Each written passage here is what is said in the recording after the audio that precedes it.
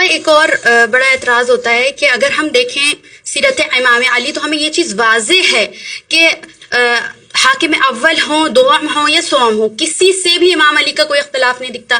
بس باقاعدہ تاریخ تو کہہ رہی ہے کہ جناب سوم کی حفاظت کے لیے خود امام حسن حسین کو بھیجا گیا تھا امام علی کی طرف سے، اور انہوں نے مدد کی ہے، امداد کی ہے کئی دفعہ. اور جناب عمر کا خود بیان ہے کہ اگر علی نہ ہوتے تو ہم ہلاک ہو جاتے، وہ ہلاکت میں پڑ سکتے تھے. تو جب امام علی کو کوئی اختلاف نہیں تھا تو پھر آپ کو کس چیز سے اختلافات ہیں؟ تھوڑا واضح کیجیے. دیکھیں، اللہ کو بھی یقیناً فرعون سے کوئی اختلاف نہیں ہوگا، جبھی تو اللہ اس کو رزق دیتا رہا، اس کو وہ بادشاہت دے دی. رسالت مآب کو بھی ظاہر ابو جہل ابو لہب سے کوئی اختلاف نہیں ہوگا، یا ابو سفیان سے جب وہ آیا تو پناہ دے دی اس کو. بات میری بہن یہ نہیں ہوتی کہ آپ ظاہر دیکھا کہ مولا کائنات نے مشکل میں پھنسے ہوئے شخص کی مدد کی تو ان کی دوستی، ایسی بات نہیں ہے. ورنہ سب سے زیادہ دوستی خدا اور شیطان کی بنتی ہے جس کو سب سے لمبی عمر دے دی ہے. ایسا نہیں ہے. یہ خدا کی وحدانیت اور اس کے کبریا ہونے کا ثبوت ہے کہ اس کے دشمن کی بھی جو ضرورت ہے خدا اس کو پورا کر رہا ہے. فرعون کی ضرورت تھی کہ اس کو تازہ ہوا ملے، وہ زندہ رہے، خدا نے اس کو دیا. اس کو ضرورت تھی کہ اس کو کھانا پانی لباس یہ سب ملے، اللہ نے اس کو دیا. خدا نے کبھی یہ نہیں کہا کہ بارش موسیٰ پہ تو برسے لیکن فرعون پہ نہ برسے، ایسا نہیں ہوا. نمرود حضرت ابراہیم کو آگ میں ڈال رہا ہے لیکن خدا بند کریم یہ نہیں کر رہا اٹھا کے معجزے سے کہ آگ میں ابراہیم کی بجائے نمرود کو ایسا نہیں کیا. اس کی جو ضرورت تھی خدا نے اس کو وہ دی. یہ ایک وقت تک ہوتا ہے حجت کے اہتمام کے لیے کہ جو اتنی نعمتیں دے رہا ہے تم اس کا پھر بھی کفر کر رہے ہو. ایسا نہیں ہونا چاہیے. اس طرح سے قرآن مجید بہت سی آیاتیں بھی ہیں کہ ہم نے تمہیں نعمتیں دیں، تمہیں ہم نے خوراک دیا، لباس دیا، تمہیں زندگی دی، پھر تم خدا کا شکر نہیں ادا کرتے، کفر کرتے ہو. یعنی خدا اپنے دشمنوں کو اگر کوئی نعمت دے رہا ہے تو یہ دشمنوں سے محبت کی وجہ سے نہیں ہے، یہ خدا کی ذات کی بڑائی کا ثبوت ہے کہ وہ اتنا بڑا ظرف کا فرق وجود ہے کہ وہ دشمنوں کی ضرورت بھی پوری کر رہا ہے، دشمن کو اولاد بھی دے رہا ہے، اس لیے کہ ہو سکتا ہے کہ کل کو یہ دشمنی سے ہٹ جائے. اسی طرح اللہ کے رسول نے بھی جب ابو سفیان جب آیا تھا فتح مکہ کے بعد اسلام قبول کرنے اور ہتھیار ڈالنے کے لیے، تو اللہ کے رسول نے کیا کہا کہ جو ابو سفیان کے گھر چلا جائے میں اس کو ہی پناہ دے دوں گا. اس کا مطلب یہ نہیں تھا کہ دوستی ہو گئی تھی، ساری زندگی لڑتا رہا ہے وہ. اس کا مطلب یہ تھا کہ اس نے پناہ کی درخواست کی. یہ ان کی رحمت للعالمین ہونے کا ثبوت تھا کہ آپ نے اس کی درخواست کو قبول کیا.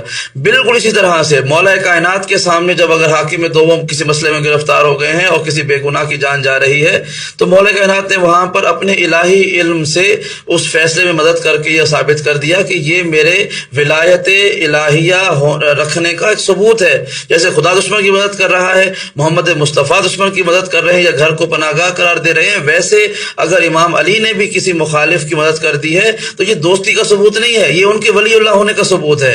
ایک بات. دوسری بات یہ ہے کہ جو تیسرے حاکم کا آپ نے تذکرہ کیا کہ ان کے گھر حفاظت کے لیے بھیجا، تو وہ ایسے نہیں چلے گئے تھے، یہ کوئی والنٹریلی ہیلپ نہیں تھی، یہ ان سے تقاضۂ مدد ہونے کے بعد امام نے اتمام حجت کیا.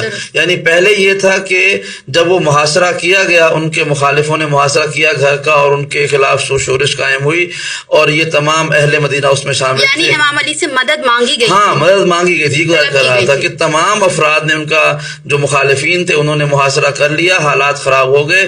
2-3 دن تک جب کوئی صورتحال نہ بن رہی تھی تو وہ جو بنی امیہ کے لوگ جن کو بلا کے خلیفہ سوم نے، حاکم سوم نے مراعات دی تھی، نوازشات کی تھی، وہ سب چھوڑ کے بھاگ گئے. ان کو وہ سب چلے گئے مدینے سے باہر. تو اب سوال کریں نا کہ اس وقت مروان کہاں تھا، کہ جو داماد تھا وہ کہاں تھے، بقیہ بنی امیہ کے لوگ کہاں تھے جن کو بلایا گیا تھا. امام علی کے پاس کیا ضرورت پڑ گئی تھی کہ علی اپنے کم سن بچوں کو بھیج رہے ہیں یا نوجوان بچوں کو بھیج رہے ہیں ایک حاکم کی حفاظت کے لیے؟ خود حاکم کے خاندان کے لوگ کہاں تھے؟ اتنا بڑا خاندان ہے بنی امیہ، یہ سب چلے گئے تھے.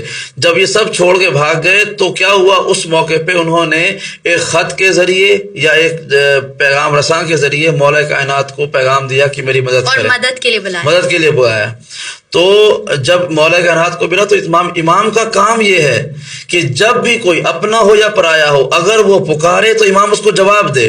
تو امام کا یہ مدد کرنا حاکم سوم کے گھر اپنے بچوں کو بھیجنا حالانکہ حفاظت کے لیے نہیں تھا, امام نے ان کو پانی اور کھانا دے کے بھیجا تھا. یہ بھی غلط فہمی کی بات ہے کہ حفاظت, ورنہ اگر حسن و حسین حفاظت کرتے تو کسی کی ضرورت نہ ہوتی کہ وہ گھر میں داخل ہو جاتا. جہاں پر حسین جیسا محافظ ہو, حسن جیسا جری کھڑا ہو, کسی کی ضرورت نہیں ہوتی کہ چلا جاتا.